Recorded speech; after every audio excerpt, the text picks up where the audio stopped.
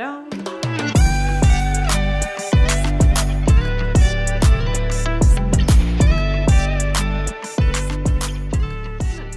Aloitetaan ihan sillä, että siis kuka sä olet? Joo. Niin, kuka sä olet? Kuka minä olen? Niin. No, terve, mä oon Laura Schneider, asianajaja Saksassa.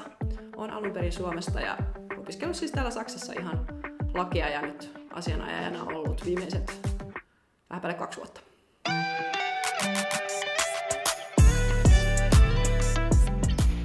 Suomessahan on muun muassa käräjäoikeus, hovioikeus ja niin edelleen. Mitä täällä Saksassa siihen liittyy? No Saksassa, jos nyt siis puhutaan ihan siviilioikeudenkäynneistä, eli ei rikos- eikä mistään hallinto-oikeudellisista asioista, niin on periaatteessa tämmöinen kahtiajako, että ensimmäisellä oikeusasteella voit nostaa kanteen joko Amtsgerichtiin tai Landgerichtiin, eli tämmöiseen paikalliseen tuomioistuimeen tai alueelliseen tuomioistuimeen. Ja se kahtiajako menee silleen, että jos se riita on alle 5 000 € tai tasan 5 000 €, niin Amtsgerichtiin menee tämä oikeusriita ja Landgerichtiin menee taas riidat sitten, jotka on yli 5 000 €. Ja tämä Amtsgericht on myös summasta riippumatta, niin käsittelee vaikkapa vuokra-asioita. Ja tämä Landgericht on myös valitusoikeus tai valitusinstanssi tämän paikallisen tuomioistuimen päätöksille. Ja sitten myös tästä Landgericht-päätöksestä voi vielä valittaa tämmöiseen osavaltion ylempään tuomioistuimeen Oberlandesgericht. Ja sitten on olemassa myös niin sanottu korkein oikeus, eli Bundesgerichtshof, mutta sinne ei ihan noin vaan voi valittaa, vaan että sitten sinne pitää hakea valituslupaa, valitusoikeutta.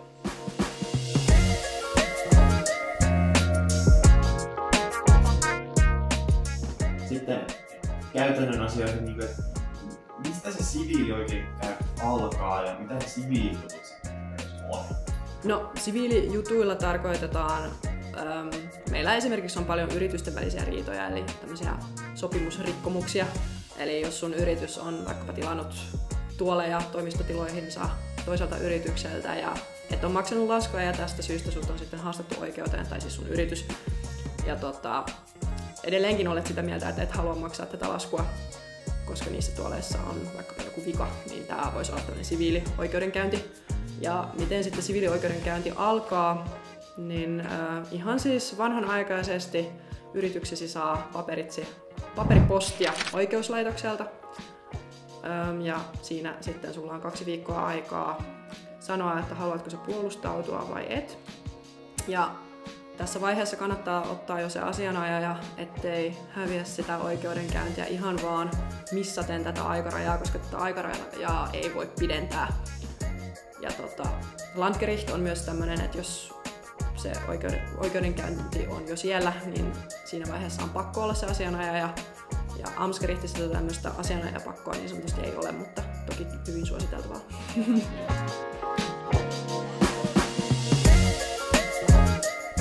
Mitä tapahtuu sen jälkeen, kun asianajaja, sun palkkaama asianajaja on ilmoittanut sun puolesta, tai siis mun puolesta, että mä haluan puolustautua?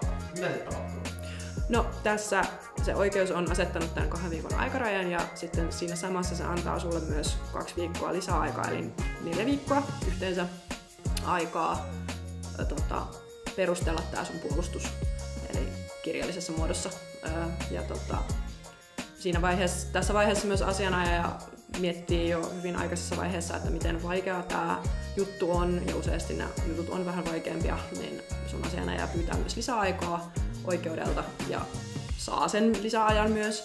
Ja sitten te yhdessä käytte läpi, että mitä tapahtui, mikä on sun versio asioista, ja sun asianajaja pyytää tässä vaiheessa sitten myös sun kertomalle todisteita, eli mahdollisesti asiakirjoja ja sähköposteja, WhatsApp-viestejä, ootko puhunut puhelimessa, onko ehkä todistajia ja näin poispäin. Ja sitten sun asianajaja laatii tämmöisen kirjallisen puolustuksen, lähettää sen ajoissa oikeudelle ja oikeus sitten lähettää sen vastustajan asianajajalle, jolla on sitten taas aikaa vastata tähän kirjallisesti. Ja tämä tämmöinen pallon heittely puolin ja toisin kirjallisessa muodossa niin saattaa kestää aika kauankin, että menee useasti monia kuukausia. Mites sitten, milloin se pallonheittely, niin se kirjallisten kannattaja aika loppuu? Milloin se loppuu se pallonheittely? Joo, no, tietyllä tavalla voidaan sanoa, että oikeudenkäynti käydään suurilta osin kirjallisessa muodossa. Ja siinä vaiheessa, kun oikeus on sitten sitä mieltä, että se on tavallaan kuullut tarpeeksi tässä kirjallisessa muodossa, niin se päättää tämmöisen suullisen istunnon, eli siis antaa kutsun, että päivämäärän, että milloin tämmöinen suullinen istunto on. Ja istunnossa oikeudella on vielä velvollisuus, siis ihan velvollisuus saada aikaan sopimus osapuolten välillä. Ja jos osapuolet eivät tämmöistä sopimusta sitten halua sopia tätä riitaa, niin ei ole tietenkään pakko. Ja sitten se juttu jatkuu. Ja tässä suullisessa istunnossa niin joko heti kuullaan todistajia, jos ne on jo kutsuttu, tai oikeus voi jopa päättää, että todistajia on vielä kuultava, tai sitten jos on vaikka jostain teknisestä viasta kyse, niin oikeus sanoo, että on hankittava vielä tämmöinen asiantuntijalausunto. Sekin on mahdollista. Toki on mahdollista myös, että tämän suullisen istunnon jälkeen niin oikeus sanoo, että tämä oli tässä, pystyn tekemään tämän pohjalta jo päätöksen, ei tarvitse lisää todisteita tai että ne on jo kasassa, niin sitten tulee päätös.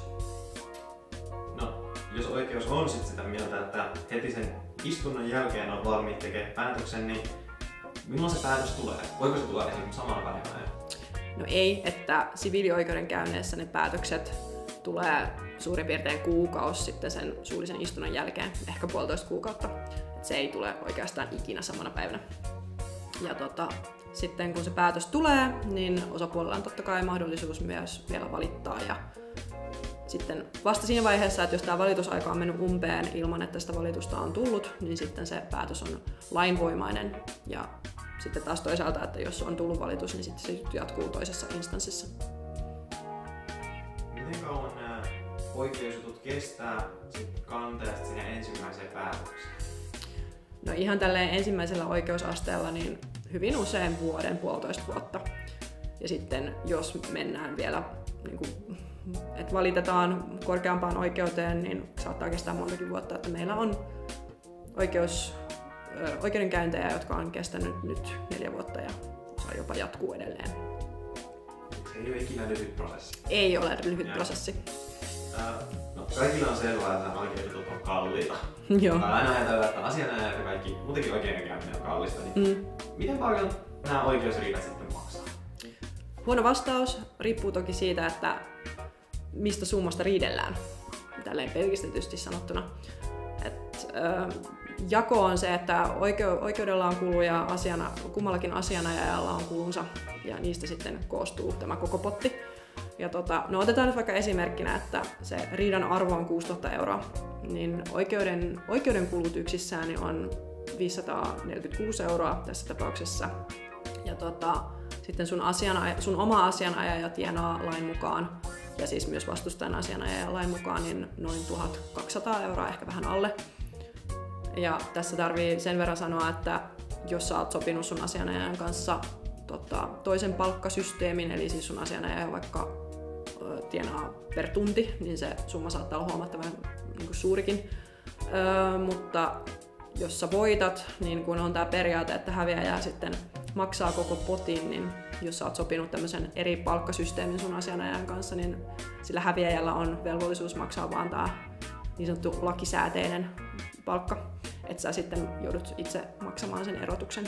Ja myös totta kai toistenpäin, että jos sun vastustaja on sopinut oman asianajajan kanssa suuremman tuntipalkan, niin jos sä häviät, niin sun tarvitsee maksaa vaan sitten se niin sanottu lakisääteinen palkka.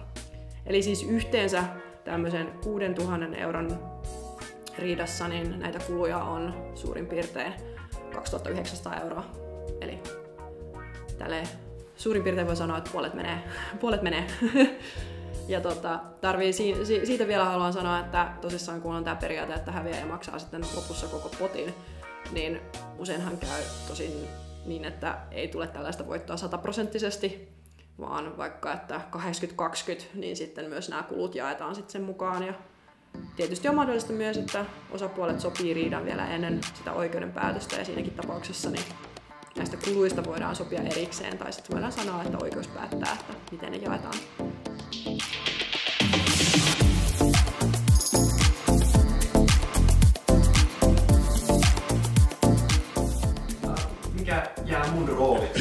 mitä mä voin tehdä sen kaiken oikeusprosessin aikana?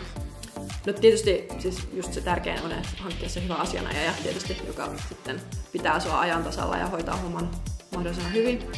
Mutta sä itse niin tarvitset totta kai hyviä hermoja ja se, että pitää pään kasassa, niin siihen ei kauheasti juridiikka auta, vaan että sitten pitääkin pitää kiinni niistä omista harrastuksista, urheilla, läheiset ihmissuhteet, pitää arkirutiinit yllä. Että se asiakkaan homma näissä oikeusprosesseissa on pitkälti vain odottamista ja se kuulostaa helpolta, mutta olen huomannut, että se saattaa olla hyvinkin turhauttavaa ja rasittavaa. Ja se kestäminen on kuitenkin sitten kaiken A ja O, että kun nämä prosessit tosissaan voi kestää vuosia, niin se on aika oleellista, että itsekin jaksaa siinä olla. Mun vielä yksi kysymys. No? Nyt kannattaa vähän käsiä ravistella, että on valmiina vähän rennompaa fiilistä muutenkin, ettei vaan tönätä paikallaan koko ajan. Mutta tämä nyt ei ole tietenkään mikään työhaastattelu, mutta miksi sä olisit just paras henkilö, hoitaa näitä oikeusasioita, henkilöitä, jotka tulevat asetusoikeuteen, tai ehkä toisinpäin. Haluaa haastaa. Niin, haluaa haastaa esimerkiksi asetusoikeuteen. Miksi on hyvä? No nyt etenkin kun me tässä suomeksi puhutaan, niin totta kai siis mulla on se etu, että mä osaan suomea ja saksaa. Mä osaan selittää sitten tarvittaessa myös nämä asiat suomeksi, että sun asiakkaana ei itse välttämättä tarvitse osata saksaa. Ja sitten toisaalta taas niin mä nimenomaan olen hankkinut koulutukseni täällä Saksassa. Mä en osaa pelkästään saksan kieltä, vaan mä oon saksalainen asianajaja. Niin olen ammattilainen tässä hommassa.